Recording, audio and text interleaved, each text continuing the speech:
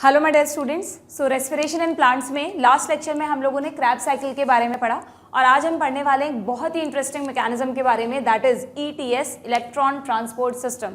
I know इस diagram को देख के बहुत घबरा गए होंगे आप लोग कि ये क्या कॉम्प्लिकेटेड सा डायग्राम है, और इवन अगर NCERT से आप इसकी थ्योरी पढ़ेंगे बच्चों, तो थ्योरी में भी काफ़ी कुछ ऐसी चीज़ें हैं जो ईजिली अंडरस्टैंडेबल नहीं है। तो हम बहुत ही ईजी वे में इस डायग्राम को सिंप्लीफाई करेंगे और थ्योरी में लिखी हर एक चीज़ पढ़ेंगे कि किस तरह से सेल ने अब तक अपने लिए जो डॉलर्स और पाउंड्स बनाए हैं उनको सेल रुपीज़ में कन्वर्ट करेगी with the help of ETS। Rupees मतलब डॉलर, मतलब NADH2 बनाया है, FADH2 बनाया है, उनसे सेल को खुद की करेंसी यानी कि ATP बनाना है। तो ETS का जो प्रोसेस है रेस्पिरेशन में वो मेनली क्यों है, हमने कल लास्ट में एक स्टेटमेंट पढ़ा था NCERT में कि अभी तक का जो प्रोसेस हमने पढ़ा, क्या क्या पढ़ा हमने रेस्पिरेशन में, ग्लाइकोलाइसिस पढ़ा, क्रैब साइकिल पढ़ा। इस पूरे प्रोसेस में ना तो कहीं O2 काम आई है जबकि हम एरोबिक रेस्पिरेशन पढ़ रहे हैं, और ना कहीं कोई बहुत बड़ा नंबर ऑफ ATP हमको मिला है जबकि हम कहते हैं कि भाई एरोबिक रेस्पिरेशन में एक ग्लूकोज से 38 ATP मिलते हैं। तो फिर ये सारी चीज़ें कहाँ होती है, तो इसका आंसर छुपा है ETS में, ठीक है, that is electron transport system, जिसको कि कहा जा सकता है ऑक्सीडेटिव फॉस्फोराइलेशन। एक और फॉस्फोराइलेशन हमने पढ़ा था इन द फोटोसिंथेसिस जिसका नाम था फोटोफॉस्फोराइलेशन, और आज हम पढ़ने वाले हैं ऑक्सीडेटिव फॉस्फोराइलेशन। वहाँ पर फॉस्फोराइलेशन का मतलब क्या होता है, फॉस्फोराइलेशन का मतलब होता है सिंपली ADP से फॉस्फेट का जुड़ना एंड ATP बनाना। तो वहाँ पर ये चीज़ हुई थी सनलाइट से, जो इसका जो मेन ड्राइविंग फोर्स था वो थी सनलाइट, तो वहाँ आपने कहा था फोटोफॉस्फोराइलेशन। यहाँ जो मेन ड्राइविंग फोर्स है वो होगा ऑक्सीजन, तो यहाँ आप इसको नाम दोगे ऑक्सीडेटिव फॉस्फोराइलेशन, ठीक है, okay. The following steps in the respiratory process are to release and utilize the energy. Clearly, very first statement में लिखा है ETS का पर्पस क्या है, release and utilize the energy stored in NADH2 and FADH2.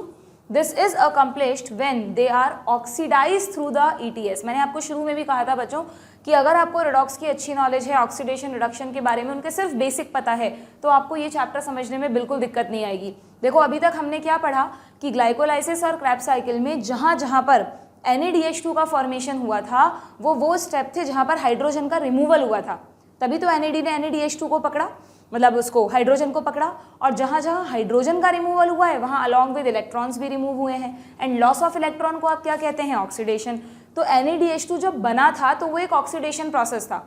अब अगर हम कह रहे हैं कि इस NADH2 को हमें ATP में कन्वर्ट करना है या इससे हमको एनर्जी निकालनी है, तो अब आपको क्या करना होगा, NADH2 से लॉस ऑफ हाइड्रोजन करवाना है। वहाँ पर तो NAD ने हाइड्रोजन पकड़ा और NADH2 बनाया, यानी NAD का खुद का रिडक्शन हुआ था जबकि किसी दूसरे का ऑक्सीडेशन हुआ था। अब यहाँ पर NADH2 को अपने हाइड्रोजन त्यागने हैं, अपने इलेक्ट्रॉन्स त्यागने हैं, यानी लॉस करना है। यानी अब क्या होगा, NADH2 का ऑक्सीडेशन होगा। तो हमेशा ध्यान रखो ETS में NADH2 and FADH2 are oxidised, ठीक है। तो this is accomplished when they are oxidised through the electron transport system, and जिन इलेक्ट्रॉन्स का, जिन हाइड्रोजन एटम्स का वो त्याग करेंगे ना, and the electrons are passed on, वो अल्टीमेटली किसको मिल जाएंगे, ऑक्सीजन को। फाइनल इलेक्ट्रॉन एक्सेप्टर कौन होगा, ETS का। लास्ट सेशन में भी बताया था मैंने तुम लोगों को कि सबसे आखिर में इन इलेक्ट्रॉन्स को कौन पकड़ेगा, O2। हाइड्रोजन का भी फाइनल एक्सेप्टर कौन है, O2। तो अल्टीमेटली ये इलेक्ट्रॉन्स या हाइड्रोजन O2 को पास ऑन हो रहे हैं, and you very well know, आप खुद सोचो, अगर मैं O2 में बोलूँ कि हाइड्रोजन आयन्स ऐड कर दो और इलेक्ट्रॉन्स ऐड कर दो, तो क्या यहाँ पे H2O नहीं बना सकते हम। इसको तुम बैलेंस करना चाहते हो तो इसको 2 कर दो, यहाँ पे इसको 4 कर दो, यहाँ इसको भी 4 कर दो। ऐसी रिएक्शन कहीं और भी पड़ी थी क्या, याद है जब हम फोटोसिंथेसिस पढ़ रहे थे तो हमने वहाँ वाटर की स्प्लिटिंग करवाई थी बच्चों, वहाँ पर हमने H2O को तोड़ा था, फोटोलाइसिस ऑफ वाटर किया था, जिससे PS सेकंड को इलेक्ट्रॉन्स मिले थे। यहाँ देखो जस्ट उल्टा हो रहा है लास्ट में, यहाँ ऑक्सीजन हाइड्रोजन और इलेक्ट्रॉन्स को पकड़ के फाइनली वाटर बनाएगी। Water is a by product of respiration, जबकि फोटोसिंथेसिस में वाटर एक सबस्ट्रेट था, ठीक है। तो ऑक्सीजन क्या करेगी, इन इलेक्ट्रॉन्स को पकड़ के, इन हाइड्रोजन एटम्स को पकड़ के, एटम्स मत बोलो, प्रोटॉन्स बोलो, हाइड्रोजन यहाँ पे आयंस की फॉर्म में है, प्रोटॉन की फॉर्म में है, and resulting in the formation of water. तो तुम्हें समझ में आया कि जो एरोबिक रेस्पिरेशन में हम मेन इक्वेशन लिखते हैं उसमें हम वाटर दिखाते हैं ना, कहाँ लिखी थी हमने, ये रही। एरोबिक रेस्पिरेशन में हम कहते हैं ग्लूकोज का ऑक्सीडेशन हुआ जिससे CO2 बनी और वाटर बना। तो अब यहाँ पर तुम एक चीज़ ऐड कर लो, जहाँ पर भी तुमने ये इक्वेशन लिख रखी है, ये इक्वेशन एज सच इस चैप्टर में कहीं नहीं है। तो जहाँ ये चैप्टर शुरू हो रहा है या जहाँ पर एरोबिक रेस्पिरेशन शुरू हो रहा है वहाँ पर ये इक्वेशन लिख दो। ये एरोबिक रेस्पिरेशन की समराइज्ड फॉर्म है। एरोबिक रेस्पिरेशन में अल्टीमेटली ग्लूकोज का ब्रेकडाउन होता है, ऑक्सीजन यूज होती है कहाँ पर, ETS में, ठीक है। CO2 कहाँ निकलती है, क्रैब साइकिल में, ये सब आपको पता होना चाहिए। और वाटर कहाँ बनता है एज अ बाय प्रोडक्ट, ये भी ETS में ही बनता है। एनर्जी हर जगह बनती है थोड़ी थोड़ी, ठीक है। तो ये इक्वेशन है जो आपको एरोबिक रेस्पिरेशन के ऊपर लिख देनी है। तो ये जो वाटर हम इक्वेशन में लिखते हैं ये हमको आज मिलेगा, कहाँ पर मिलेगा, ETS में। Clear? Now what is ETS? The metabolic pathway, the metabolic pathway through which the electrons passes from one carrier to another, जैसा photosynthesis में हुआ था, is called the ETS and it is present in the very important, what is the site of ETS? Inner mitochondrial membrane. If you remember, वहाँ पर site थी thylakoid membrane, यहाँ पर site है inner mitochondrial membrane, ठीक है। अब यहाँ पर ये प्रोसेस स्टार्ट कैसे होगा उसको समझने से पहले मैं तुमको एक बहुत बेसिक बताती हूँ जिससे तुमको ETS ना बहुत इजीली समझ में आ जाएगा। देखो, हम कह रहे हैं कि ये माइटोकॉन्ड्रिया है, इसके चारों तरफ क्या है, सेल का साइटोप्लाज्म है। तो अगर ये साइटोप्लाज्म है तो यहाँ पर कहीं ग्लूकोज का ब्रेकडाउन हुआ होगा पायरूवेट में, by which process, by glycolysis, जो हम अच्छे से पढ़ चुके हैं, एक 10 स्टेप प्रोसेस है, ठीक है भाई। पायरूवेट, अब हम क्योंकि एरोबिक रेस्पिरेशन पढ़ रहे हैं तो पायरूवेट को ट्रांसपोर्ट कर दिया जाएगा कहाँ पे, बोलो, साइटोप्लाज्म से कहाँ भेज दिया जाएगा, अंदर माइटोकॉन्ड्रिया में। माइटोकॉन्ड्रिया में भी खुद का मैट्रिक्स होता है ना, इस मैट्रिक्स में जैसे ही पायरूवेट आया तो आपको पता है एक लिंक रिएक्शन होती है और बन जाता है एसिटाइल कोए। पढ़ा है क्या हमने, यहाँ पर हो गई लिंक रिएक्शन, जिसको आप कहते हो, याद है, ऑक्सीडेटिव डी कार्बोक्सिलेशन, ध्यान है, ऑक्सीडेटिव डी कार्बोक्सिलेशन। तो ग्लाइकोलाइसिस हो गया, लिंक रिएक्शन हो गई।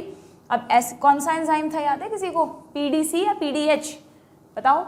यहाँ पर जो एंजाइम यूज होता है वो होता है PDH, पायरूवेट डीहाइड्रोजनेज। वहाँ था PDC, पायरूवेट डी कार्बोक्सिलेज, क्योंकि CO2 फर्स्ट स्टेप पर ही निकल गई थी वहाँ पर, ठीक है। नाउ अब ये जो एसिटाइल कोए है, हमने पढ़ा कि ये क्रैब साइकिल में पार्टिसिपेट करता है अलॉन्ग विद OAA, और ये मतलब ऐसा बना दूं अगर मैं इसको कि जो OAA है उसके साथ आकर ये जुड़ जाता है और फिर एक क्रैब साइकिल चलता है, लास्ट में ये फिर से मिल जाता है, तो ये बन जाता है आपका क्रैब साइकिल, ठीक है भाई। अब ETS समझना है हमको, ये सब तो हमें पता है कैसे कैसे हुआ, है ना। अब हुआ क्या कि आपको ध्यान होगा जब ग्लाइकोलाइसिस हो रहा था तो ग्लाइकोलाइसिस में हमको ATP भी मिले थे, 2 ATP मिले थे, नेट गेन की बात कर रही हूँ मैं, और 2 NADH2 मिले थे, यस और नो। क्रैब साइकिल में हमको एक जगह FADH2 मिला, याद है, एक क्रैब साइकिल की बात करें तो एक जगह GTP मिला, जिसको आप ATP के इक्विवेलेंट मान लो, इसको ETS में जाने की जरूरत नहीं है, ठीक है। लिंक रिएक्शन में भी हमको NADH2 मिला था, और क्रैब साइकिल में भी हमको 3 जगह NADH2 मिले हैं। एक क्रैब साइकिल में 3 जगह मिले ना, 2 तो डीकार्बोक्सिलेशन में और एक लास्ट में, और अगर लिंक रिएक्शन को भी क्रैब साइकिल में इंक्लूड कर ले तो टोटल 4 NADH2 हो गए, ठीक है ना। और 4 ये और 1 5, तो इसका मतलब अभी तक सेल के पास इन पांचों को 2 से मल्टीप्लाई कर दो, $10 हैं जिनको उसको रुपीज़ में कन्वर्ट करना है। कैलकुलेशन याद रखने का बहुत सिंपल तरीका है। अब इन NADH2 और इस FADH2 से सेल को बनाना है ETS, मतलब किसको बनाना है, माइटोकॉन्ड्रिया को सेल में। हाँ, तो ध्यान से देखो होगा क्या, अभी तक का जो प्रोसेस है वो हो रहा था मैट्रिक्स में, पर अब जो डॉलर को रुपीज़ में बदलने का काम है वो होगा यहाँ इनर मेम्ब्रेन के ऊपर। अब इस इनर मेम्ब्रेन को तुम एक करेंसी एक्सचेंज डिपार्टमेंट समझ लो कि भाई कोई बंदा है बाहर से आया, डॉलर्स लेकर आया है, या डॉलर से उसको रुपीज़ में चेंज कराना है, ठीक है। और जो रुपीज़ में चेंज जिस जगह वो जा रहा है, जिस ऑफिस में वो जा रहा है, वो है एनर्जी करेंसी एक्सचेंज डिपार्टमेंट, जो कि ये रहा इनर माइटोकॉन्ड्रियल मेम्ब्रेन। और इस ऑफिस में 5 फ्लोर्स हैं, ठीक है, क्योंकि आपको ध्यान रखना है, मतलब ये एक 5 मंजिला इमारत है, क्योंकि इस जो ETS है, इस ETS में 5 कॉम्प्लेक्स पार्टिसिपेट करते हैं। ऐसा नहीं है हर कॉम्प्लेक्स एक एक है, बहुत सारे हैं, पूरी माइटोकॉन्ड्रियल मेम्ब्रेन पर खूब सारे कॉम्प्लेक्स 1 2 3 4 5 हैं, बट हम समझने के लिए ऐसा मान लेते हैं कि मान लो ये रहा फर्स्ट कॉम्प्लेक्स, ठीक है। एक बार मैं इसको थोड़ा सा समझने के लिए क्रिस्टी नहीं बना रही हूँ, क्रिस्टी वैसे हर जगह है। हाँ, ये रहा सेकंड कॉम्प्लेक्स, नहीं सेकंड नहीं, पहले यहाँ पर बना रहे हैं थर्ड। ये रहा third complex, this is second complex, then this is fourth complex, और ये रहा यहाँ पर फिफ्थ कॉम्प्लेक्स। ठीक है, ये रहा यहाँ पर फिफ्थ कॉम्प्लेक्स। अब कुछ ऐसा मैकेनिज्म करना है जिससे कि क्या हो जाए, डॉलर से रुपीज़ बन जाए, NaDH2 से ATP बन जाए। ठीक है, 5 कॉम्प्लेक्स इसमें पार्टिसिपेट करेंगे। अब इन 5 कॉम्प्लेक्स के कुछ नाम भी हैं, वो हम बाद में पढ़ेंगे। पहले हम बहुत बेसिक पढ़ रहे हैं कि यार ETS एग्जैक्टली होता कैसे है। तो देखो, अब ये मैंने तुमको कल कुछ एक चीज़ और बताई थी क्या, कि ये जो NaDH2 है इसको इस मेम्ब्रेन के अंदर जाने की ज़रूरत नहीं है। इट्स लाइक अ स्वैप, मतलब जैसे कार्ड स्वैप करते हैं ना हम, तो बस कार्ड स्वैप करके हमें हटा लेना है, अपने आप प्रोसेस शुरू हो जाएगा। तो ये जो NaDH2 है, समझना बच्चों, ये NaDH2 मैट्रिक्स में ही है, मैट्रिक्स में ही रहेगा। सिर्फ इसको इस फर्स्ट कॉम्प्लेक्स से के पास आकर क्या करना है, वापस NAD+ में कन्वर्ट हो जाना है। फर्स्ट कॉम्प्लेक्स के अलॉन्ग ये NaDH2 NAD+ में कन्वर्ट होगा, मतलब फर्स्ट कॉम्प्लेक्स ही इसको कन्वर्ट करेगा यू में से। और जब ये कन्वर्ट होगा तो मुझे बताओ, इससे हाइड्रोजन आयन और इलेक्ट्रॉन अलग हो जाएंगे क्या, हो जाएंगे। तो क्या होगा, इसको मैं थोड़ा सा 1 मिनट दूर कर रही हूँ इससे, जिससे यहाँ पर थोड़ी जगह दिख सके हमको। Just a minute. ये मान लो माइटोकॉन्ड्रियल मेम्ब्रेन का, ये आउटर मेम्ब्रेन है, इनर मेम्ब्रेन है, ऐसे नहीं यहाँ पे कोई उभार है, वो तो पूरे में बना सकते थे, हमें थोड़ा स्पेस चाहिए था चीज़ों को समझने के लिए। तो यू नो, दोनों मेम्ब्रेन्स के बीच में जो खाली जगह होती है उसको क्या कहते हैं, उसको कहते हैं इंटर मेम्ब्रेन स्पेस।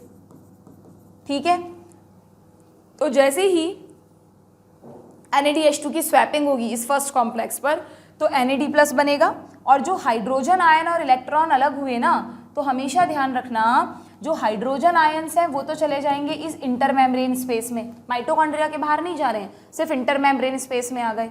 और जो इलेक्ट्रॉन्स हैं, उन इलेक्ट्रॉन्स को पकड़ लेगा ये कॉम्प्लेक्स फर्स्ट।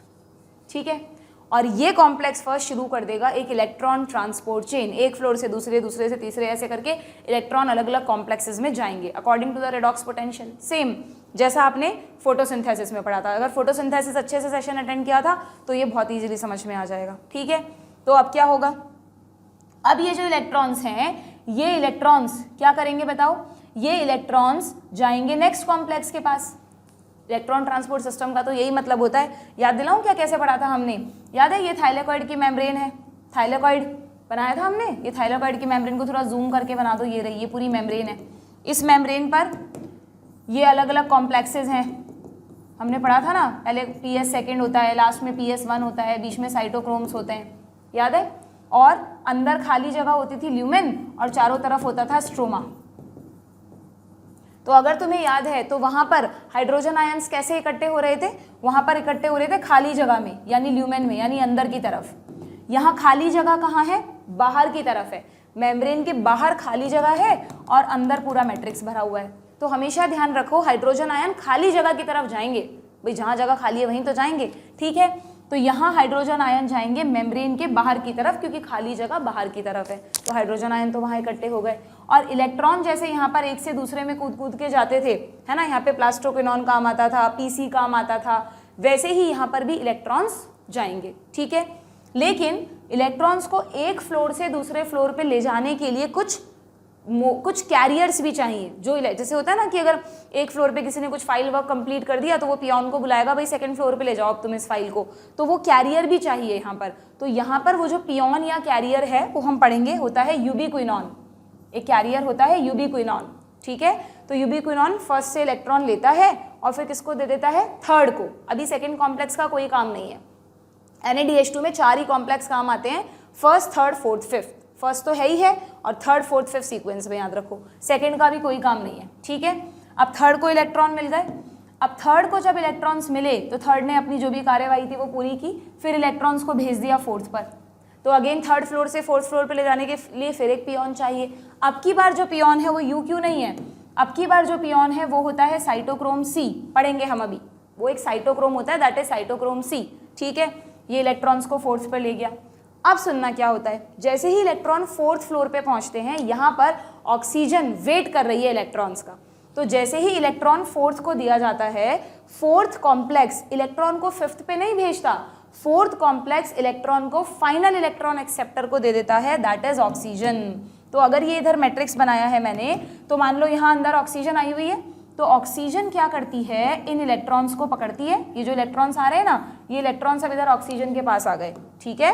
ये जो इलेक्ट्रॉन्स का मूवमेंट चल रहा है, इसने फोर्थ ने लिया, फोर्थ ने ये इलेक्ट्रॉन किसको दे दिए, ऑक्सीजन को। पहले फोर्थ लेगा बाकायदा, फिर ऑक्सीजन के पास जाएंगे, ऐसे सीधा मत कर देना। पहले थर्ड से फोर्थ के पास गए, फिर फोर्थ ने इलेक्ट्रॉन दिए ऑक्सीजन को, प्लस ऑक्सीजन ने क्या किया, कुछ हाइड्रोजन आयंस भी ले लिए, यहाँ मैट्रिक्स से उठा लिए भाई, थोड़े से हाइड्रोजन आयंस भी ले लिए, और क्या बना दिया, H2O, बाय प्रोडक्ट बना दिया, ठीक है। H2O, हाफ H2O बना दूँ यहाँ पर बैलेंस करने के लिए। समझ में आ गया।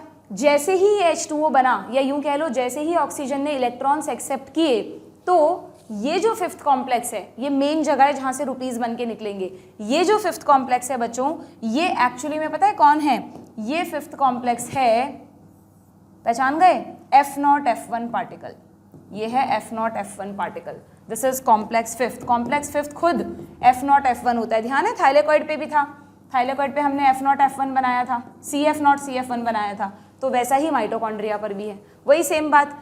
F0 तो मेम्ब्रेन में धंसा हुआ है, ये रहा, और जो F1 है वो लिक्विड की तरफ होता है। यहाँ लिक्विड अंदर है तो F1 अंदर की तरफ है, वहाँ लिक्विड बाहर था तो F1 बाहर की तरफ था, ठीक है।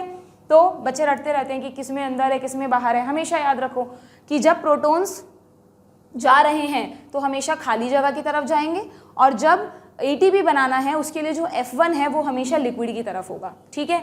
अब क्या होगा सुनना, ये जब पूरा प्रोसेस हुआ ना, तो इस प्रोसेस के दौरान सिर्फ एक ही बार हाइड्रोजन आयंस का मूवमेंट नहीं हुआ था बच्चों, यहाँ तो हुआ ही था हाइड्रोजन आयंस का मूवमेंट। UQ को जब इलेक्ट्रॉन्स ले जाने थे ना, तो आपको ध्यान है, मैंने जब फोटोसिंथेसिस में आपको बताया था कि प्लास्टोक्विनोन जो है वो खुद एक इलेक्ट्रॉन कैरियर नहीं है, बल्कि वो एक हाइड्रोजन कैरियर है। इस दौरान वो इलेक्ट्रॉन्स को कैरी करता है, तो बिल्कुल प्लास्टोक्विनोन जैसा नेचर है यूबिक्विनोन का।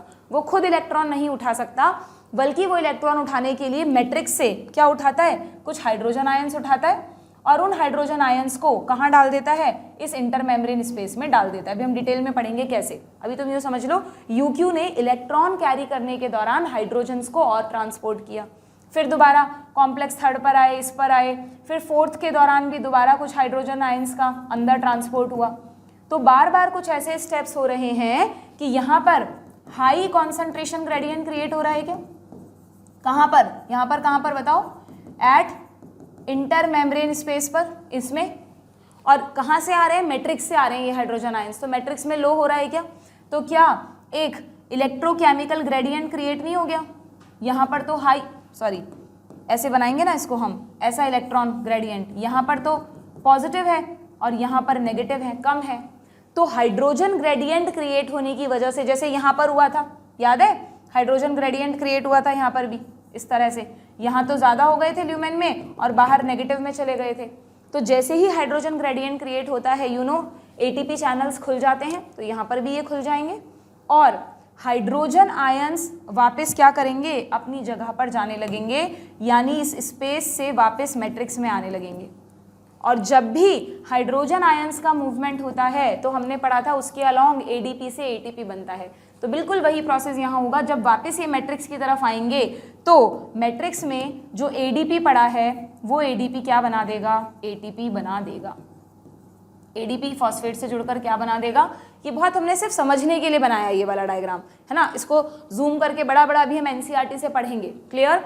तो ATP बन जाएगा, समझ में आ गई बात। तो फिफ्थ कॉम्प्लेक्स को ATP बनाने के लिए दो चीज़ें चाहिए थी, एक तो ऑक्सीजन की तरफ से सिग्नल चाहिए था कि ये इलेक्ट्रॉन ट्रांसपोर्ट, भाई इलेक्ट्रॉन तुमने एक्सेप्ट कर लिया क्या, और दूसरा एक हाइड्रोजन ग्रेडियंट चाहिए था।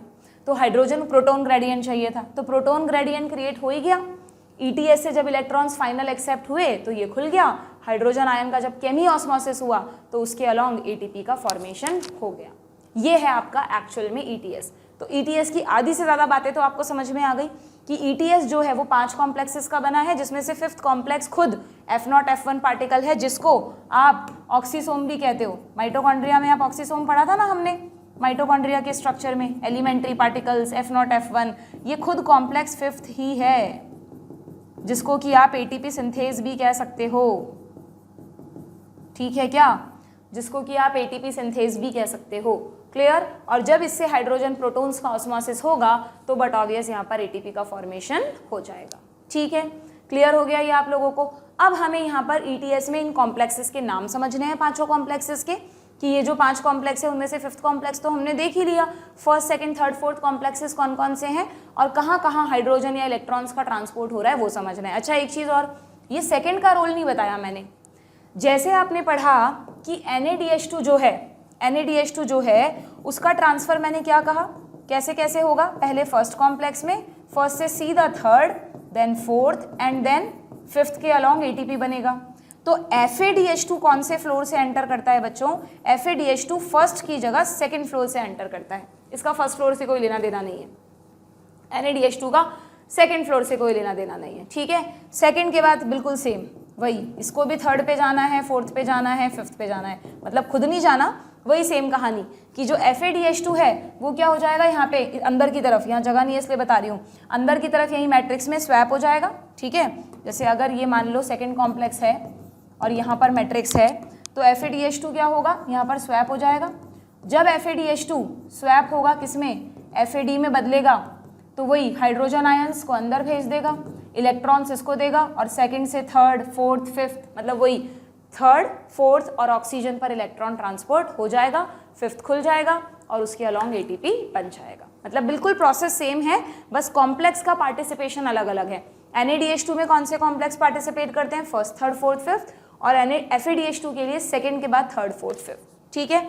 और यहाँ पर हमने वो भी पढ़ा है कि ये जो सेकंड कॉम्प्लेक्स है वो खुद वो एंजाइम है जो सक्सीनेट को फ्यूमेरेट में बदलता है। बताया था ना मैंने क्रैब साइकिल पढ़ाते वक्त तुम लोगों को कि क्रैब साइकिल का ये अकेला ऐसा स्टेप है जब सक्सीनेट फ्यूमेरेट में बदल रहा होता है SDH एंजाइम की मदद से, जो कि एग्जैक्टली मैट्रिक्स में ना होकर इनर मेम्ब्रेन के अलॉन्ग होता है। तो बिल्कुल ठीक है, ठीक है, क्या समझ में आ गई बात। तो ये ETS का मैंने आपको बेस बता दिया। अब हम इसको NCERT से समझते हैं, फिर थ्योरी में पढ़ेंगे। पहले NCERT का डायग्राम भी देख लो, इसको थोड़ा सिंप्लीफाइड फॉर्म में ना मैंने यहाँ पर बना दिया है, बट मैं तुम्हें अभी NCERT के डायग्राम से ही समझाऊंगी। ये खुद बनाना है ये डायग्राम आपको देख देख कर, अगर इसमें कहीं भी अटको तो आप इस डायग्राम की मदद ले सकते हो, ये नोट्स में अवेलेबल है, ठीक है। देखो पहले तो इस डायग्राम में समझो कि इस डायग्राम में कई बच्चे सोचते हैं कि यार ये जो बनाया है ना तो ये इनर मेम्ब्रेन होगी या आउटर मेम्ब्रेन होगी, ऐसा नहीं है, ये पूरी इनर मेम्ब्रेन है। जैसे हम ऐसे बनाते हैं ना माइटोकॉन्ड्रिया को, आप माइटोकॉन्ड्रिया को हॉरिजॉन्टल की जगह खड़ा कर दो, ये माइटोकॉन्ड्रिया है, ठीक है, ये इनर मेम्ब्रेन है, ठीक है। तो इन्होंने क्या किया इस डायग्राम में, ये वाला पार्ट बना दिया है, ये जो इनर मेम्ब्रेन है इसको भी थोड़ा मोटा कर दो समझने के लिए, तो ये इनर मेम्ब्रेन को एज इट इज बना दिया, ठीक है। इनर मेम्ब्रेन के यहाँ पर क्या है बोलो, इंटर मेम्ब्रेन स्पेस, और इनर मेम्ब्रेन के अंदर क्या है, मैट्रिक्स, समझ गए। तो ये इस चीज़ का सेक्शन है, ये है इनर मेम्ब्रेन। आउटर तो ली नहीं इन्होंने, आउटर होती तो यहाँ कहीं होती, समझ गए। ये इनर मेम्ब्रेन हो गई, ये इंटर मेम्ब्रेन स्पेस हो गया, और अंदर क्या भरा हुआ है, मैट्रिक्स, ठीक है, समझ में आई बात। अब इस इनर मेम्ब्रेन पर ही सारे कॉम्प्लेक्स लगे हुए हैं। देखो फर्स्ट कॉम्प्लेक्स लगा हुआ है, ये थर्ड आ गया, फर्स्ट के बाद थर्ड है, देखो है ना, सेकंड ये रहा छोटा सा, ये फोर्थ रहा, और ये रहा 5th कॉम्प्लेक्स, ठीक है। तो जरा इनके नाम देखें हम, इन कॉम्प्लेक्सेस के क्या क्या नाम हैं। तो देखो कॉम्प्लेक्स फर्स्ट का नाम है, मैं यहाँ दोबारा लिख देती हूँ, कॉम्प्लेक्स फर्स्ट का नाम है NADH डिहाइड्रोजिनेज। समझ गए होंगे तुम क्यों, क्योंकि ये कॉम्प्लेक्स क्या करेगा, NADH से हाइड्रोजन को निकालेगा, it will cause oxidation of NADH2। तो अगर NADH2 का ऑक्सीडेशन होगा तो देखो जरा, हाइड्रोजन आयन अंदर चलेगा इस स्पेस में, और जो मतलब अंदर मतलब बाहर चलेगा इस स्पेस में, और जो इलेक्ट्रॉन्स हैं वो खुद कॉम्प्लेक्स 1 ने रख लिए ETS को शुरू करने के लिए, ठीक है। इस कॉम्प्लेक्स 1 जिसका नाम है NADH डिहाइड्रोजिनेज, जो कि एक एंजाइम ही है, इस कॉम्प्लेक्स फर्स्ट में 2 मेंबर्स हैं। कौन से 2 मेंबर्स हैं देखना, एक तो इसका मेंबर है FMN, FMN की फुल फॉर्म होती है फ्लेविन मोनोन्यूक्लियोटाइड, लिख लो अगर NCERT में नहीं है तो। इस NADH डिहाइड्रोजिनेज के 2 मेंबर्स हैं FMN, और दूसरा मेंबर है एक आयरन सल्फर प्रोटीन, नाम नहीं पता हमें, सिर्फ आयरन सल्फर प्रोटीन। ये किसका नाम है, ये कॉम्प्लेक्स फर्स्ट का नाम है, और ये इसके 2 मेंबर्स हैं। आपको हर कॉम्प्लेक्स में ये समझना है कि उस फ्लोर का नाम क्या है और उस फ्लोर पर कौन कौन से ऑफिसर्स काम कर रहे हैं, ठीक है ना। तो कॉम्प्लेक्स 1 का नाम है, फ्लोर फर्स्ट का नाम है NADH डिहाइड्रोजिनेज, क्योंकि ये अल्टीमेटली NADH का डिहाइड्रोजिनेशन करवाता है। और इसमें जो 2 मेंबर्स बैठे हैं वो हैं FMN और आयरन सल्फर प्रोटीन। FMN की फुल फॉर्म लिखोगे क्या, FMN की फुल फॉर्म लिख लो, यहाँ लिख देती हूँ, इसको तो बने रहने दो चलो रेफरेंस के लिए। FMN की फुल फॉर्म है flavin mononucleotide, flavin mono nucleotide, ये भी एक तरीके का न्यूक्लियोटाइड है। ठीक है, अब इलेक्ट्रॉन देखो, 2 इलेक्ट्रॉन निकले, वो इस पे गए, इसने आयरन सल्फर प्रोटीन को दिया। अब इस फ्लोर का काम हो गया पूरा, इसने कहा भाई ले जाओ इलेक्ट्रॉन्स को नेक्स्ट फ्लोर पे, 3rd फ्लोर पे जाएंगे अब इलेक्ट्रॉन, तो ले जाने के लिए आ गया एक मोबाइल कैरियर। कौन है ये? This is ubiquinone. अब मैंने तुमको क्या कहा, यूबिक्विनॉन यहाँ पर लिख दो, it is a mobile career.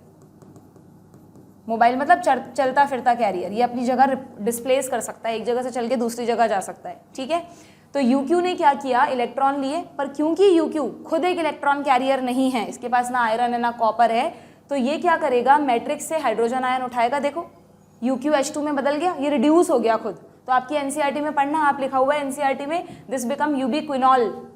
पहले ये क्या था, पहले ये था यूबिक्विनॉन, ये रहा, और जब रिड्यूस हो जाता है तो इसका नाम हो जाता है यूबिक्विनॉल। यूबिक्विनॉन को लिखेंगे UQ से और यूबिक्विनॉल को लिखेंगे UqH2 से, फर्क है दोनों में। ठीक है, तो यूबिक्विनॉन ने क्या किया, इलेक्ट्रॉन्स उठाए, लेकिन इलेक्ट्रॉन उठाने के लिए पहले हाइड्रोजन आयन उठाए, खुद किस में बदल गया, UqH2 में। अब UqH2 क्या करेगा, सुनना, जो इसने हाइड्रोजन आयन उठाए थे ना, मान लो इसने यहाँ से हाइड्रोजन आयन उठा लिए थे इलेक्ट्रॉन्स पकड़ने के लिए, ठीक है, तो उन हाइड्रोजन्स को वापस बाहर नहीं दिया, बल्कि जब UqH2 फिर से यूबिक्विनॉन में बदला, अब UqH2 को वापस यूबिक्विनॉन में बदलना पड़ेगा ना, तो उसने हाइड्रोजन आयंस तो भेज दिए स्पेस में, ठीक है, यहाँ से उठाए थे, भेज यहाँ दिए, और इलेक्ट्रॉन दे दिए नेक्स्ट कॉम्प्लेक्स को, यानी कॉम्प्लेक्स 3 को। वही उसे करना था, इलेक्ट्रॉन्स को देकर आना था 1st से 3rd फ्लोर पे। ठीक है, बस उसके लिए उसने किसकी मदद ली, हाइड्रोजन की, उठाया मैट्रिक्स से, डाल दिया स्पेस में, ठीक, खाली जगह में, तो और हाइड्रोजन आयंस की कॉन्सेंट्रेशन बढ़ती जा रही है। ठीक है, अब क्या हुआ, यहाँ पे 4 क्यों लिखा है अभी बताऊंगी। अब क्या हुआ, अब सेकंड ने वही 2 इलेक्ट्रॉन आ रहे थे, उसके बदले में 2 हाइड्रोजन आयन अंदर जाते जा रहे हैं। अब UqH2 ने इलेक्ट्रॉन किसको दिए हैं, कॉम्प्लेक्स 3rd को। Now you have to understand what is complex 3rd। तो देखो कॉम्प्लेक्स 3rd का नाम क्या है, ध्यान से देखना, साइटोक्रोम Bc1। ठीक है, दिस इज कॉम्प्लेक्स 2nd। नाम से ही पता चल रहा है इसके 2 मेंबर्स, एक तो है इसका मेंबर साइटोक्रोम B, एक इसका मेंबर है साइटोक्रोम C1। और क्योंकि हम कौन से कॉम्प्लेक्स की बात कर रहे हैं, 3rd की, 3rd फ्लोर है ना ये, तो 3rd फ्लोर पे 3 मेंबर है, ऐसे याद रखो। ठीक है, तो इसके बीच, दोनों के बीच में एक मेंबर और बिठा दो, आयरन सल्फर प्रोटीन। बहुत सारी आयरन सल्फर प्रोटीन यूज होती हैं अलग अलग जगह। ठीक है, देखो B आयरन सल्फर C1, इसी सीक्वेंस में इलेक्ट्रॉन चलेंगे। ठीक है, तो इलेक्ट्रॉन लिए B ने दिए इसको, इसने दिए इसको। अब C1 पे हो गई फॉर्मेलिटीज पूरी, भैया फाइल 4th फ्लोर पे ले जाओ। अब फिर से फाइल ले जाने के लिए कौन चाहिए, कॉम्प्लेक्स 1 से कॉम्प्लेक्स 3rd पे फाइल कौन लाया था बताओ, UQ लाया था। अब कॉम्प्लेक्स 3rd से फाइल कहाँ ले जानी है, कॉम्प्लेक्स 4th पर, ये रहा कॉम्प्लेक्स 4th, ये रहा कॉम्प्लेक्स 4th। क्या नाम है इसका, जरा देखो, इसका नाम रखते हैं, इसका नाम है साइटोक्रोम C ऑक्सीडेज। ये बड़ा कंफ्यूज करता है और नीट में क्वेश्चन भी आया हुआ है इस पर। तो कॉम्प्लेक्स 4th का नाम तो है साइटोक्रोम C ऑक्सीडेज, बट ऐसा मत कर देना कि यार यहाँ पर साइटोक्रोम B इसका मेंबर था तो यहाँ पर साइटोक्रोम C इसका मेंबर होगा। नहीं, देखो साइटोक्रोम C तो मैंने तुम्हें बताया था पियोन है, कैरियर है, तो साइटोक्रोम C तो कैरियर है जो इलेक्ट्रॉन्स को 3rd फ्लोर से 4th फ्लोर पर लाएगा। ये कौन से फ्लोर की बात हो रही है, ये बात हो रही है 4th फ्लोर की, लास्ट फ्लोर, जहाँ पर ऑक्सीजन आ जाएगी पकड़ने इलेक्ट्रॉन्स को। ठीक है, और ले जा कौन रहा है, साइटोक्रोम C। तो आप समझ रहे हो क्या इसका नाम साइटोक्रोम C ऑक्सीडेज क्यों है, क्योंकि ये कॉम्प्लेक्स साइटोक्रोम C से इलेक्ट्रॉन निकलवाएगा, यानी लॉस ऑफ इलेक्ट्रॉन करवाएगा साइटोक्रोम C से। तो साइटोक्रोम C का क्या हो जाएगा, ऑक्सीडेशन, इसलिए इस कॉम्प्लेक्स का नाम रखा गया है साइटोक्रोम C ऑक्सीडेज। ठीक है, तो अब ये जो साइटोक्रोम C ऑक्सीडेज है, इसके मेंबर्स भी तुम्हें याद करने पड़ेंगे। 4th फ्लोर पे हो ना तुम, तो 4 मेंबर दो इसको। ठीक है, बस देखो ऐसे तो हम याद रख सकते हैं कि 1st पर 1 होता है, 2nd पर 2 होते हैं, 3rd पर 3 और 4th पे 4, यही होता है सेम। लेकिन 1st पे अगर एक ही अकेले को बिठाओगे, बेचारा बोर हो जाएगा पूरे दिन अकेले फ्लोर पे काम करके। तो ऐसे याद रखना कि एक मेंबर किसी भी फ्लोर पे नहीं है, या तो सबके नाम के अकॉर्डिंग है, 2nd पर 2 हैं, 3rd पे 3 हैं, 4th पे 4 हैं, और जो 1st फ्लोर है वहाँ पर भी एक की जगह 2 हैं। ठीक है, ओके, तो साइटोक्रोम C ऑक्सीडेज में, क्योंकि ये 4th कॉम्प्लेक्स का नाम है, इसके 4 मेंबर हैं। अब इन चारों मेंबर के नाम कैसे याद करोगे तुम, देखो इसमें ये नीट में क्वेश्चन आया था, इसके पास 2 तो कॉपर सेंटर्स होते हैं आगे और पीछे, कॉपर A और कॉपर B, और 2 इसके पास साइटोक्रोम होते हैं, कौन कौन से? साइटोक्रोम A और साइटोक्रोम A3। ठीक है, साइटोक्रोम A और साइटोक्रोम A3। साइटोक्रोम A जो A ग्रेड वाला है वो सबसे ऊपर वाले फ्लोर पे बैठा है कॉम्प्लेक्स 4th पर, ठीक है। नीचे वाले फ्लोर पर BC1 बैठा है फर्स्ट फ्लोर पर, और नीचे वाले पर कोई साइटोक्रोम नहीं था, ठीक है। तो कुछ भी आप अपने अकॉर्डिंग ट्रिक बना लेना, बट याद रखना क्योंकि ये पूछते हैं क्वेश्चन, जहाँ पर क्वेश्चन पूछ रहे हैं फ्रिक्वेंटली वहाँ हमें थोड़े एडिशनल एफर्ट्स लगाना है याद रखने के लिए, ठीक है। 4 मेंबर हो गए इसके, कॉपर A कॉपर B और बीच में 2 साइटोक्रोम A एंड A3। तो देखो इलेक्ट्रॉन लाया ये साइटोक्रोम C, चलकर इधर आया। अच्छा, दोनों में एक फर्क और दिख रहा है क्या आपको?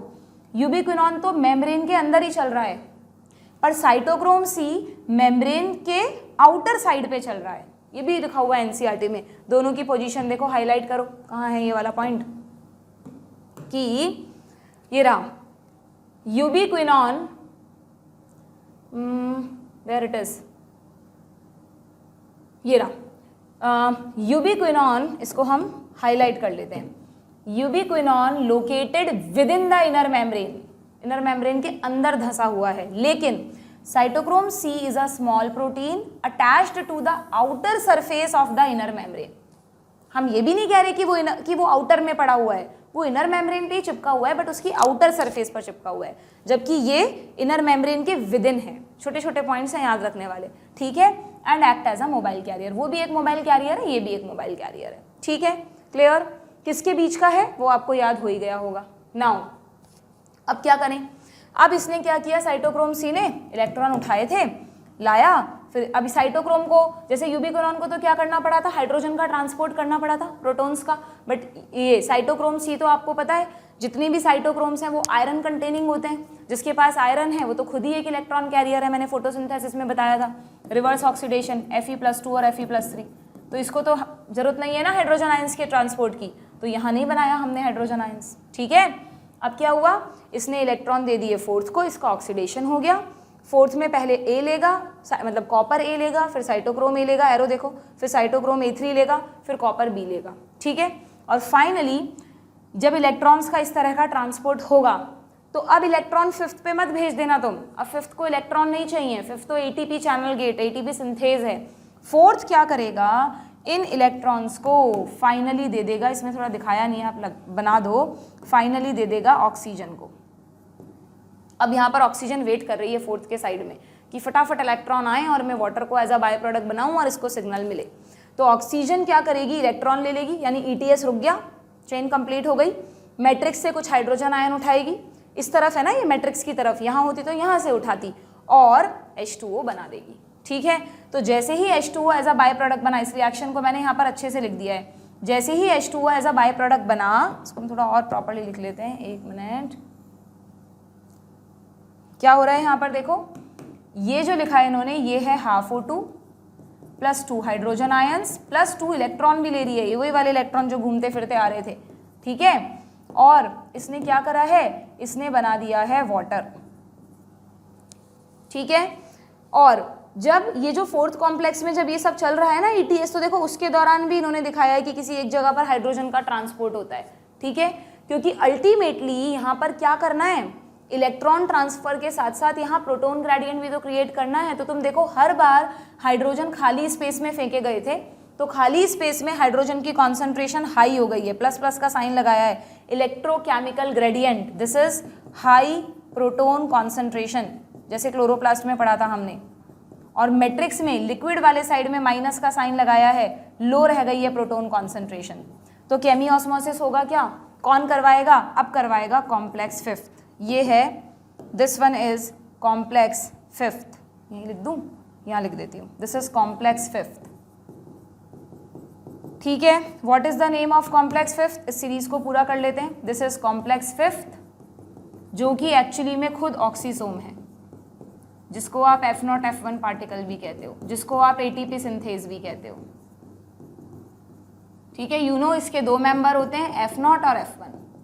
F0 मेम्ब्रेन में धंसा रहता है, F1 मैट्रिक्स की तरफ प्रोट्रूडेड रहता है, ठीक है। तो जैसे ही प्रोटॉन ग्रेडियंट क्रिएट होगा, ये खुल जाएगा, प्रोटॉन मूव करेंगे और उसके अलोंग वेरी इंपॉर्टेंट स्टेप जिसका हम अभी तक इंतजार कर रहे थे, ATP बनेगा। तो अगर ये ऑक्सीजन नहीं होती, अगर ये प्रोटॉन ग्रेडियंट क्रिएट नहीं होता तो ये नहीं खुलते, तो ऑक्सीजन एटीपी भी नहीं बनता। इसलिए हम बार बार कहते हैं कि एरोबिक रेस्पिरेशन में ऑक्सीजन की प्रेजेंस इज क्रूशियल। तुम देखो ऑक्सीजन ईटीएस के भी सबसे आखिरी स्टेप पर काम आ रही है, कॉम्प्लेक्स फोर्स से इलेक्ट्रॉन्स लेने में काम आ रही है, it is the final electron acceptor. But अगर इसने ये नहीं लिए होते, अगर इन ऑर्गेनिजम्स को ऑक्सीजन नहीं मिलेगी बच्चों, तो ये खुलेगा ही नहीं, एटीपी बनेगा ही नहीं, कर लो तुम कितनी भी मेहनत कर रही है। अभी अल्टीमेटली तुम जो इतने सारे एफर्ट्स कर रहे हो, तो जो भी तुम्हारा टेस्ट होता है, एग्जाम होता है, उस दिन तुम्हें याद भी तो आनी चाहिए ना वो चीज़ें। उस दिन याद ही नहीं आई तो इसका मतलब कहीं ना कहीं मेहनत के तरीके में कमी थी, तुम उसको इम्प्रूव करोगे, सारा वेस्ट हो जाएगा जो तुमने पढ़ा। तो इसलिए ऑक्सीजन की प्रेजेंस जो हमारी फाइनल परफॉर्मेंस है वो तो मैटर करती ही करती है, ठीक है। हमें उसे निराश नहीं होना, हो गई खराब तो हो गई, फिर से एफर्ट करेंगे, फिर सोचेंगे कैसे सुधार करना है। बट सेल के पास इतना टाइम नहीं है ना, सेल को तो एटीपी चाहिए, वरना तब तक वो सेल्स मर जाएंगी। ओके, तो जो सेल्स हैं वो क्या करेंगी, वो ऑक्सीजन के जैसे ऑक्सीजन मिल रही है, ये पूरा हुआ, एटीपीएस खुले और क्या बना दिया इसने एटीपी बना दिया। समझ में आ गया ईटीएस किस तरह काम करता है। तो ये तो हमने पढ़ा किसके लिए, देखो इस पूरे में कहीं मैंने इस कॉम्प्लेक्स सेकंड को इंक्लूड किया क्या, नहीं। NADH2 में यहाँ से यहाँ होते हुए चीज़ें पूरी हो गई थी। अगर यही सारा ETS किसके लिए करवाना है, FADH2 के लिए करवाना है, तब देखो इसी डायग्राम में समझ लो, कुछ अलग नहीं करना हमको। थर्ड, फोर्थ और बाकी सारी कहानी तो सेम है, सिर्फ ये देखना है कि जैसे फर्स्ट से थर्ड पे इलेक्ट्रॉन पहुंचे थे, सेकंड से थर्ड पे कैसे पहुंचे। क्योंकि जब FADH2 यूज होगा, यहाँ पर एक पॉइंट लिख दो, तुम ऐसा करो कि यहाँ पे लिखा ना हमने, ये चीज़ तुम भी लिख दो जिससे तुम्हें याद रहेगा इस डायग्राम के साइड में, कि जब NADH2 यूज होगा तो फर्स्ट यूज होगा, FADH2 में सेकंड से कहानी शुरू होगी, FADH2 में फर्स्ट का कोई इन्वॉल्वमेंट नहीं है। क्लियर। अब जैसे इसका नाम था NADH2 डिहाइड्रोजनेज, इसका नाम होना चाहिए था FADH2 डिहाइड्रोजनेज, बट इसका नाम कुछ और है। देखो इसका नाम डिहाइड्रोजनेज तो है, बट इसके नाम में सक्सीनेट डिहाइड्रोजनेज आ रहा है, ऐसा क्यों भाई। ये देखो, ये रहा कॉम्प्लेक्स 2, कॉम्प्लेक्स सेकंड का नाम है सक्सीनेट डिहाइड्रोजनेज, क्योंकि यहाँ पर FADH2 स्वैप नहीं हो रहा, अभी FADH2 तो बना ही नहीं, यहाँ पर खुद क्रैब साइकिल का स्टेप ही हो रहा है। जब क्रैब साइकिल में सक्सीनेट से फ्यूमेरेट बन रहा होता है, उस दौरान हम कहते हैं इलेक्ट्रॉन और हाइड्रोजन निकलते हैं, FAD+ उन्हें पकड़ता है, FADH2 बनाता है, और वही एक तरीके की एनर्जी करेंसी है। तो ये जो कॉम्प्लेक्स है ना, कॉम्प्लेक्स सेकंड, ये खुद FAD को रखकर बैठा है अपने अंदर। देखो यहाँ ऐसा नहीं था, कॉम्प्लेक्स फर्स्ट में NAD नहीं था, NAD मैट्रिक्स में ही रह रहा था, यहाँ पर FAD कहाँ बैठा है, it is a member of complex second. तो कॉम्प्लेक्स सेकंड के दो मेंबर कौन होते हैं, एक तो खुद FAD और दूसरा एक आयरन सल्फर प्रोटीन। जैसे वहाँ था, वहाँ FMN था, आयरन सल्फर प्रोटीन थी, यहाँ FAD के साथ आयरन सल्फर प्रोटीन कर दो, ठीक है। जो बच्चे सब्जेक्टिव एग्जाम देते हैं, आई थिंक वो तो बहुत अच्छे से इस डायग्राम को अब ड्रॉ करके आ सकते हैं अगर उनसे पूछा जाए तो। क्लियर। तो क्या हुआ, जब सक्सीनेट फ्यूमेरेट में बदला और हाइड्रोजन आयंस रिलीज हुए, तो उन हाइड्रोजन को FAD ने पकड़ा। FAD ने क्या किया, वो हाइड्रोजन को पकड़ा और FADH2 बना दिया, दिखाया नहीं इसमें, हाइड्रोजन को भी पकड़ा और इलेक्ट्रॉन्स को भी पकड़ा, और फिर क्या किया, हाइड्रोजन आयन तो भेज दिए अंदर और इलेक्ट्रॉन्स दे दिया आयरन सल्फर प्रोटीन को, ठीक है। आयरन सल्फर प्रोटीन ने कहा कि भाई हो गया हमारा काम, ले जाओ इनको थर्ड फ्लोर पे, तो वही सेम इलेक्ट्रॉन कैरियर आएगा यूबिक्विनॉन। अगर इलेक्ट्रॉन फर्स्ट फ्लोर से थर्ड फ्लोर पे लाने हैं तो भी यूबिक्विनॉन, अगर सेकंड फ्लोर से थर्ड फ्लोर पे ले जाने हैं तो भी यूबिक्विनॉन, फर्स्ट स्टेप पर यूबिक्विनॉन, ठीक है।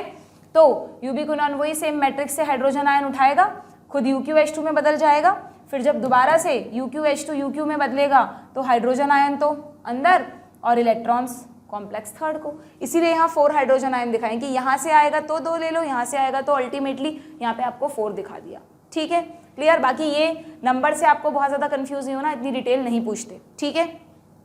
देन क्या होगा, अब ये जो कॉम्प्लेक्स सेकंड है, इसने क्या किया, इलेक्ट्रॉन ले लिए, थर्ड को पहुंचा दिए। अब सेम कहानी होगी वही थर्ड में, BFES C1 से C लेगा, कोई ऑन आ गया, वो इलेक्ट्रॉन लेकर गया, ऑक्सीडेशन हुआ इसका, ऑक्सीडेज ने किया, सेम वही फाइनल इलेक्ट्रॉन एक्सेप्टर, ये खुल जाएगा और ATP बन जाएगा, ठीक है।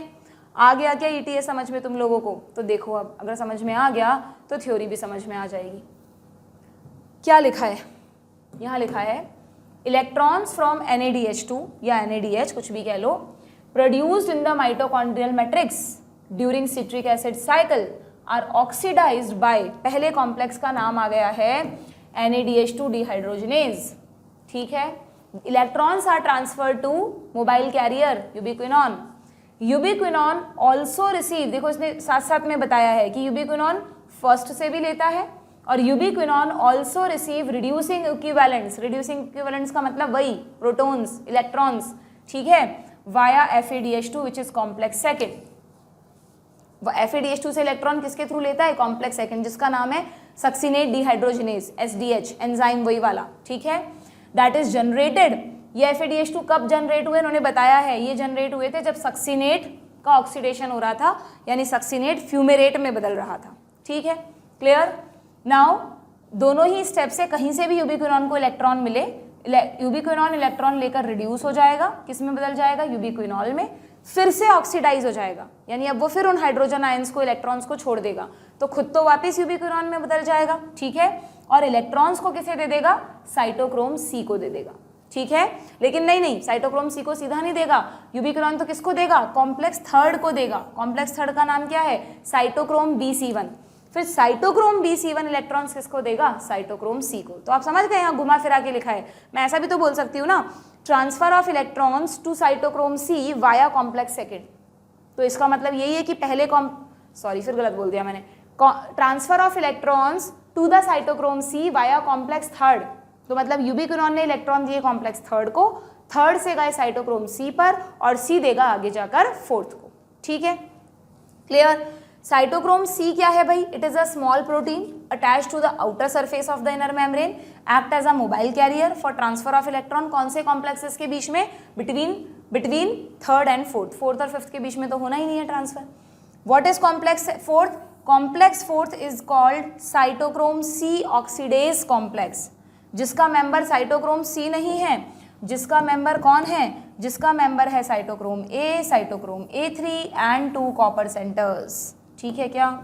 एंड 2 कॉपर सेंटर्स, ये 4 मेंबर हैं इसके। नीट में क्वेश्चन आया हुआ है, this is a NEET PYQ, ठीक है, क्लियर है क्या? आगे देख लो, आगे क्या लिखा है। नाउ अब क्या हुआ भाई? When the electrons passes from one carrier to another via complex first to fourth in a chain, they are coupled to ATP synthase, that is complex fifth। ये रहा आपका 5वां कॉम्प्लेक्स। कैसे कपलिंग की इस रिएक्शन की? कैसे की? For the production of ATP from ADP and IP। कैसे की? द नंबर ऑफ ATP, अच्छा इन्होंने पूरा प्रोसेस समझा दिया, कैसे कि वो मैंने आपको समझा दिया, यहाँ आएगा इसमें कि वो oxygen act as the final hydrogen acceptor, या आप इसको कह सकते हैं फाइनल इलेक्ट्रॉन एक्सेप्टर। यहाँ पर लिख लो आप, ये NCERT में ना बड़ा कंफ्यूजिंग सा है ये वाला जो पार्ट है, तो उसको मैं जैसे आपको मॉडिफाई करवा रही हूँ वैसे कर लो। ऑक्सीजन यहाँ पर फाइनल हाइड्रोजन एक्सेप्टर भी है as well as final electron acceptor भी है, ठीक है। इसको दोबारा पढ़ लें, क्या लिखा है?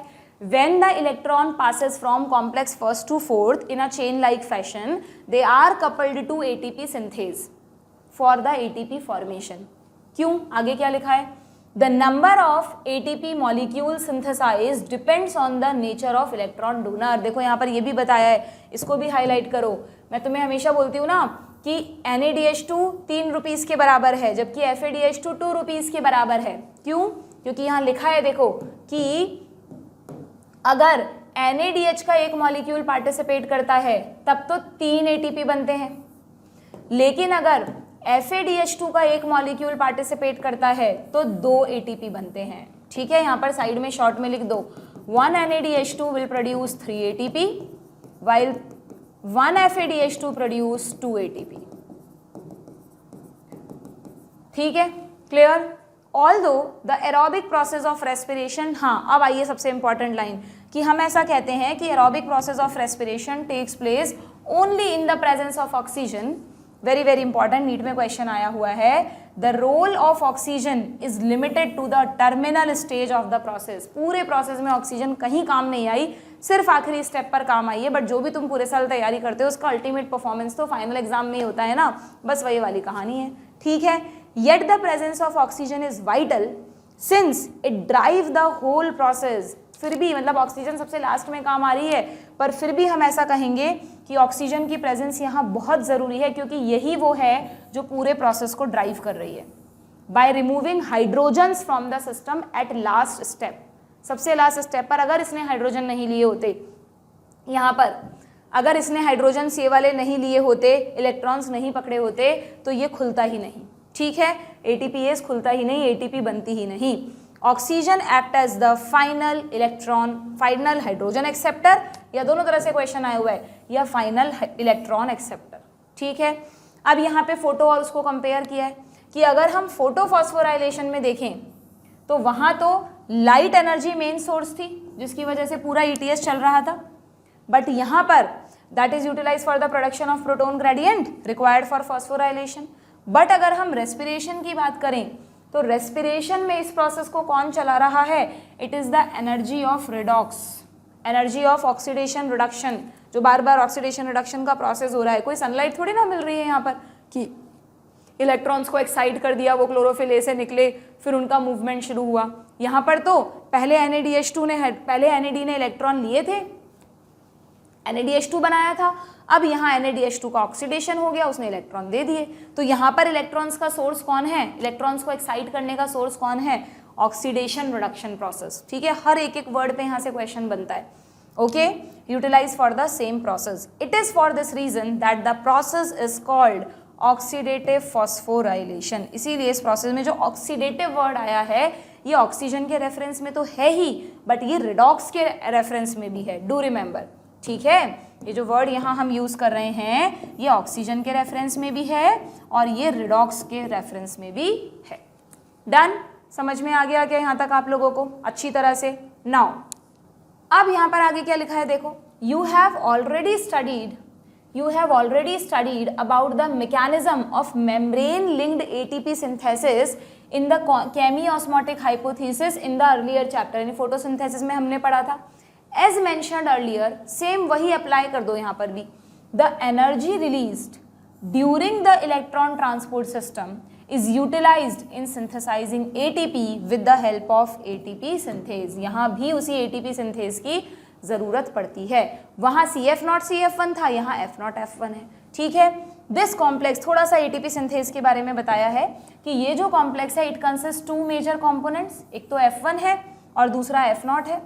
F1 को हेड पीस कह सकते हैं क्या हम, F0 तो जैसे अगर ये इनर मेम्ब्रेन है, ये इनर मेम्ब्रेन बनाई है मैंने, तो F0 तो हमेशा मेम्ब्रेन में धंसा रहता है और F1 बाहर निकला रहता है। थोड़ा सा अगर आप NCERT के डायग्राम को देखोगे तो ये देखो, ये F0 को मेम्ब्रेन में बनाया है और F1 को बाहर निकाला है, तो F1 हेड पीस हो गया, नॉट उसका बेस हो गया। हमेशा 0 बेस होता है, 1 हेड होता है, ठीक है।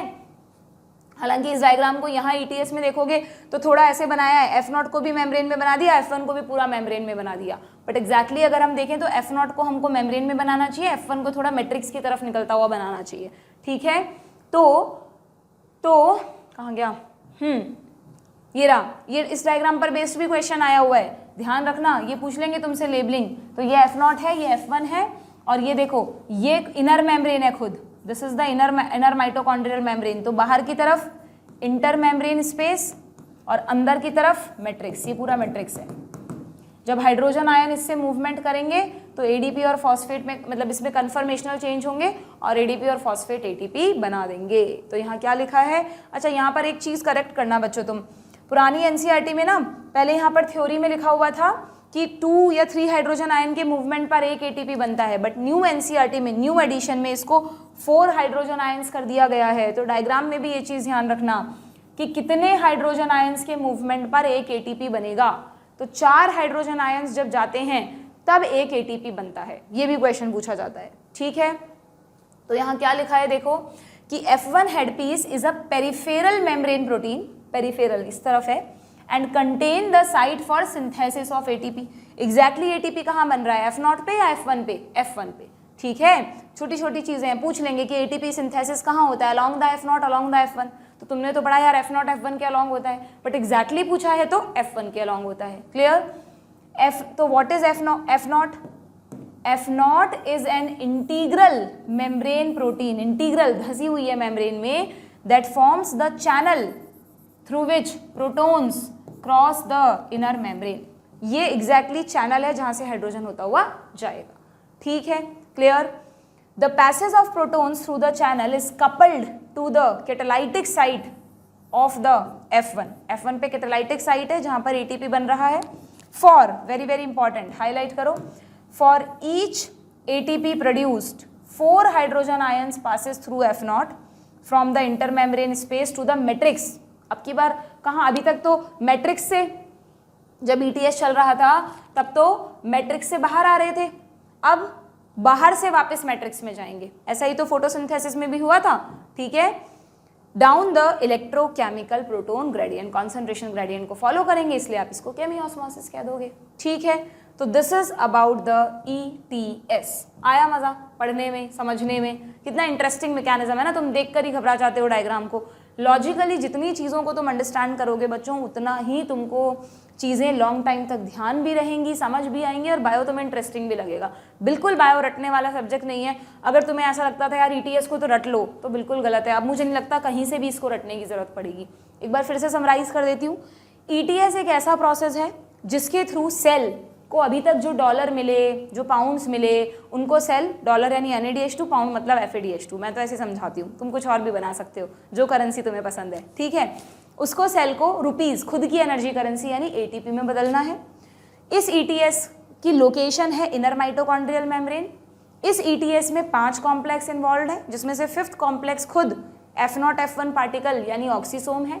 बाकी के जो 4 कॉम्प्लेक्सेज हैं उनमें से फर्स्ट कॉम्प्लेक्स जहाँ पर NaDH2 की स्वैपिंग होगी उसका नाम है NaDH2 डिहाइड्रोजनेज। FaDH2 जहाँ पर बनेगा वो है सेकेंड कॉम्प्लेक्स जिसका नाम है सक्सिनेट डिहाइड्रोजनेज, क्योंकि वहाँ पर FaDH2 की स्वैपिंग नहीं हो रही, खुद कॉम्प्लेक्स सेकेंड में ही FaDH2 बनेगा। कब बनेगा? जब सक्सिनेट फ्यूमेरेट में बदल रहा है तो, ठीक है। फर्स्ट से शुरुआत हो या सेकंड से शुरुआत हो, अल्टीमेटली इलेक्ट्रॉन्स को आना है थर्ड कॉम्प्लेक्स पर, जिसका नाम क्या है? साइटोक्रोम BC1 कॉम्प्लेक्स, जिसमें थर्ड है तो 3 मेंबर है, साइटोक्रोम B, दोनों के बीच में आयरन सल्फर प्रोटीन, और साइटोक्रोम C1। कौन लाएगा इलेक्ट्रॉन्स को? फर्स्ट से थर्ड पे लाना है या सेकंड से थर्ड पर लाना है?